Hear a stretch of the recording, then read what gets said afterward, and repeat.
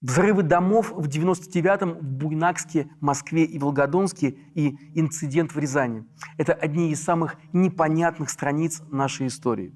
И одни из самых важных, конечно. Кто тогда взорвал Россию – террористы или ФСБ? После начала войны этот вопрос зазвучал с новой силой.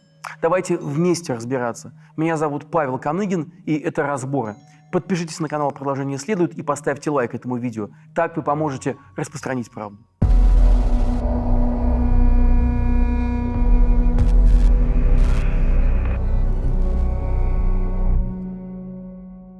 В этой теме невозможно разобраться, не поняв исторический контекст. Так что давайте вместе вспоминать 90-е. В 96-м году заканчивается Первая Чеченская война. Война между чеченцами, которые хотят жить независимо от Москвы, с одной стороны, и российской армией с другой. Это кровавая война, развязанная Ельциным, чтобы поднять перед выборами собственный рейтинг, заканчивается для Москвы, по сути, поражением, подписанием Хасавюртовских соглашений и выводом из Чечни российских войск. Вскоре после этого Чечня оказывается на пороге новой войны, уже гражданской, между чеченцами, которые придерживаются прежнего, не слишком строгого ислама, и теми, кто называет себя сторонниками чистого ислама. Последние призывают вернуться к канонам веры времен пророка Мухаммеда и начать жить по шариату, то есть согласно исламскому праву, а не светским законам. Число приверженцев чистого ислама на Северном Кавказе после Первой Чеченской войны быстро растет.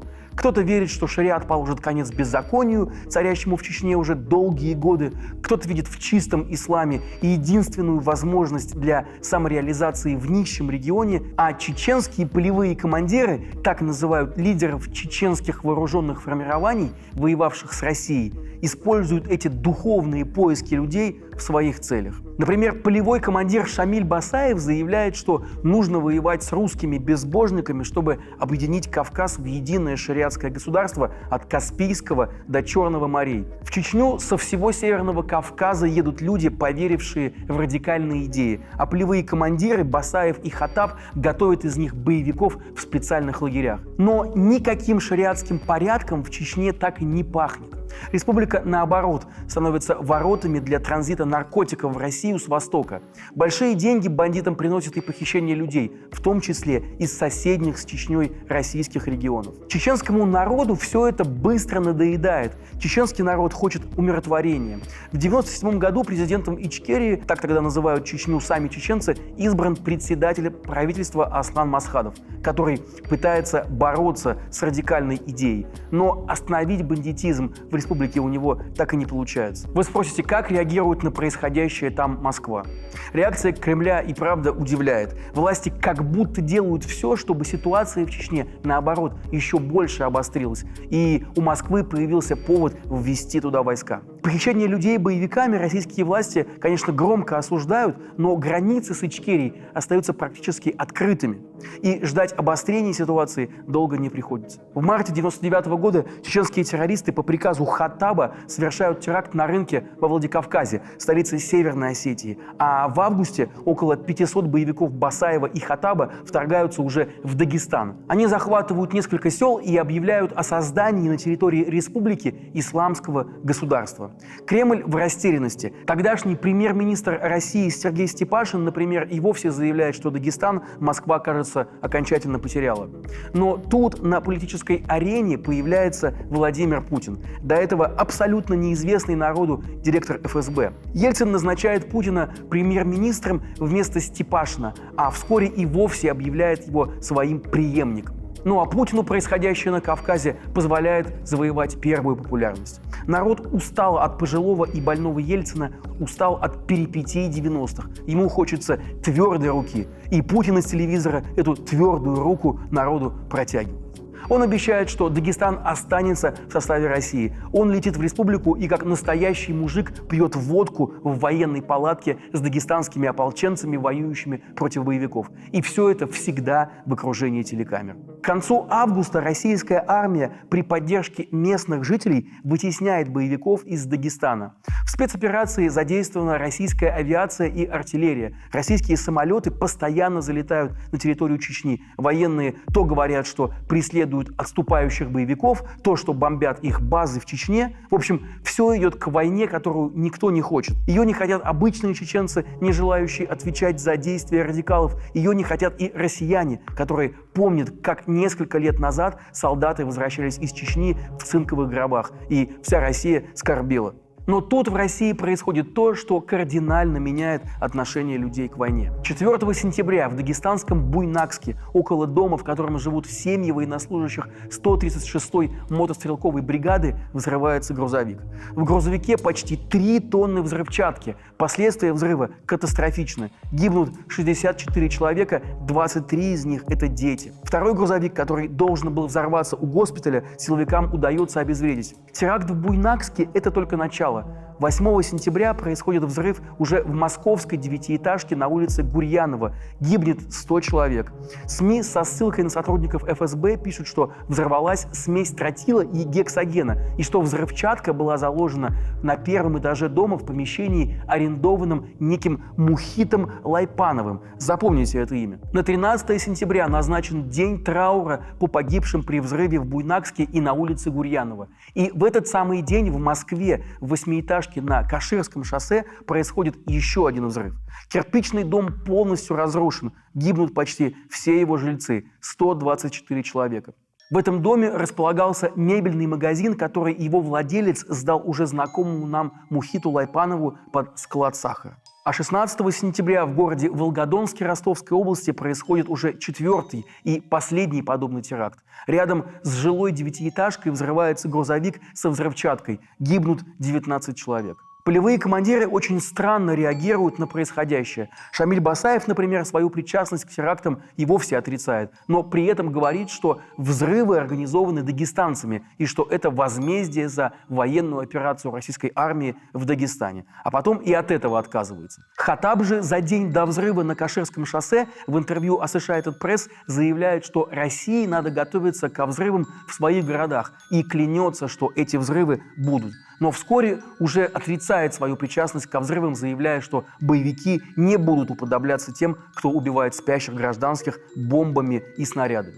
Российские СМИ при этом активно пишут о чеченском следе. По телевизору рассказывают, что в обезвреженном грузовике в Буйнакске якобы найдены документы на имя одного из приближенных Хаттаба.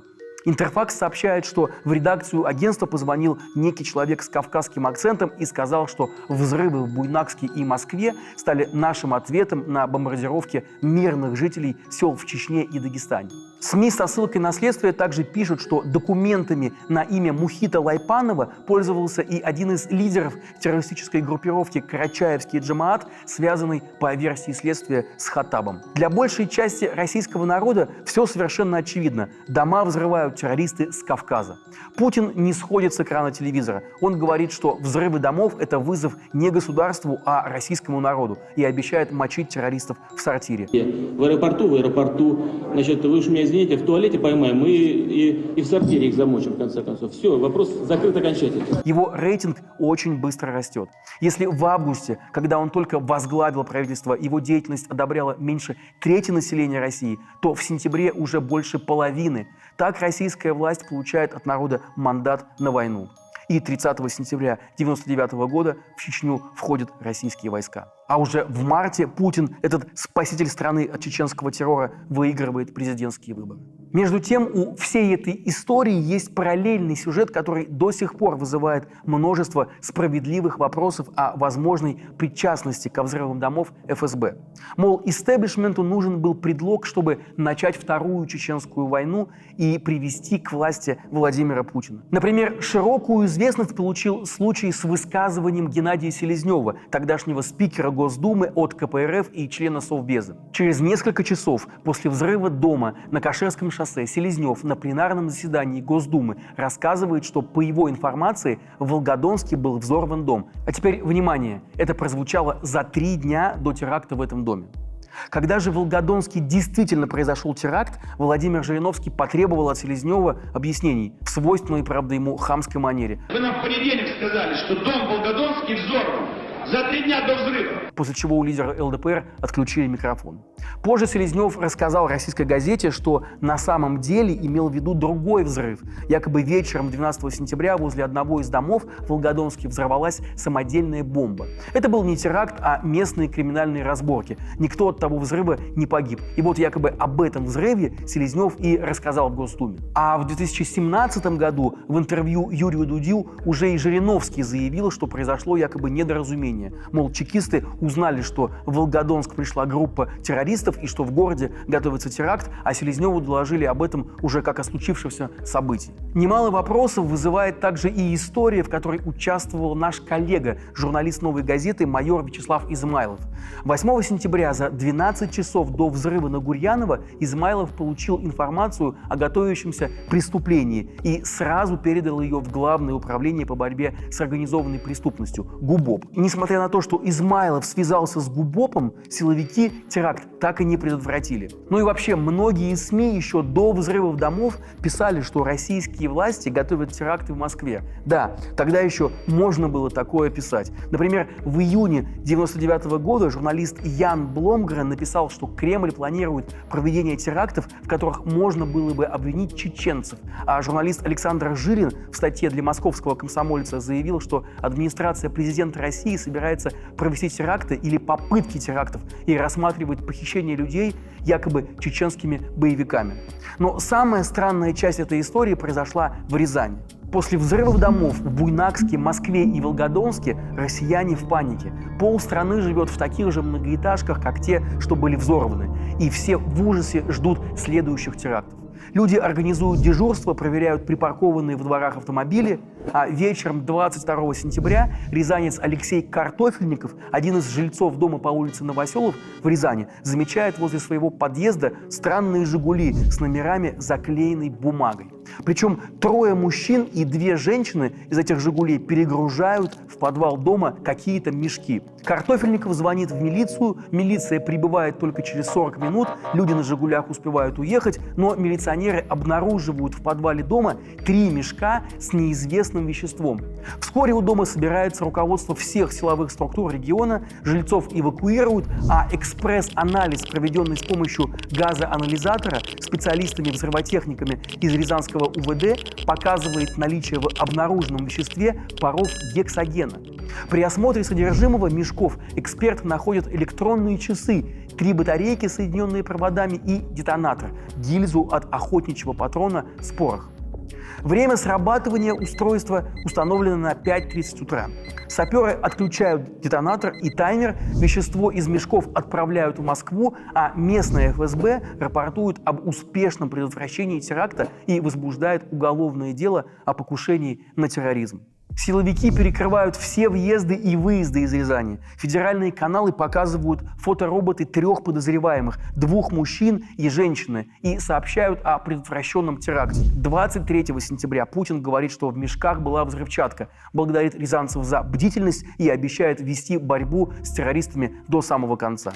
А 24 сентября в 12 часов дня о предотвращенном теракте на коллегии МВД говорит уже и глава МВД Владимир Рушайло. А уже через полчаса происходит вообще нечто необъяснимое. Директор ФСБ Николай Патрушев, который сейчас занимает должность секретаря Совбеза и является одним из самых близких Путину людей, он тоже присутствует на этой коллегии. Так вот, в интервью журналисту НТВ Патрушев говорит, что в Рязани никакого теракта не предотвращали, и что это ФСБ проводило там учения, и в мешках якобы был не гексоген, а сахар. Мол, просто чекисты, которых все приняли за террористов, сработали не очень хорошо, и вышло так, как вышло. Получалось, что ФСБ проводила учения в жилом секторе, и никто об этих учениях даже не знал. Ни местные власти, ни милиция, ни даже рязанские чекисты из местного УФСБ. Они, кстати, отреагировали очень жестко и распространили вот такое заявление. Я его цитирую.